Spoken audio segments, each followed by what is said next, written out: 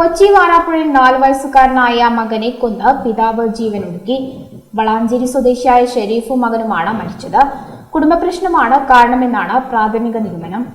വരാപ്പുഴയിൽ 4 വയസ്സുകാരനായ മകനെ കൊന്ന് പിതാവ് ജീവനൊടുക്കി. വളാഞ്ചേരി സ്വദേശിയായ ഷെരീഫും മകനുമാണ് മരിച്ചത്. കുടുംബപ്രശ്നമാണ് കാരണമെന്നാണ് പ്രാഥമിക നിഗമനം. 41 വയസ്സുള്ള ഷെരീഫ് മകൻ അൽഷിഫാഫുമായി താമസിക്കുന്ന വാടക വീട്ടിൽ വെച്ചായിരുന്നു സംഭവം.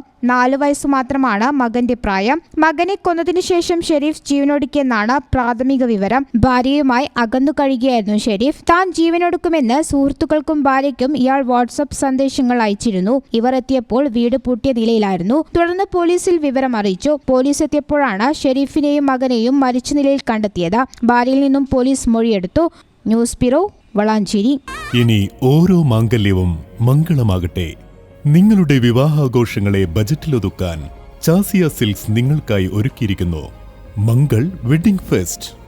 ഇനി ചാസിയിൽ നിന്നും പർച്ചേസ് ചെയ്യാം മനസ്സിനിണങ്ങും വിലയിൽ തന്നെ. പട്ടുപോലെ പവിത്രമായ ഹൃദയബന്ധം. ചാസിയ സിൽക്സ്, വളാഞ്ചേരി.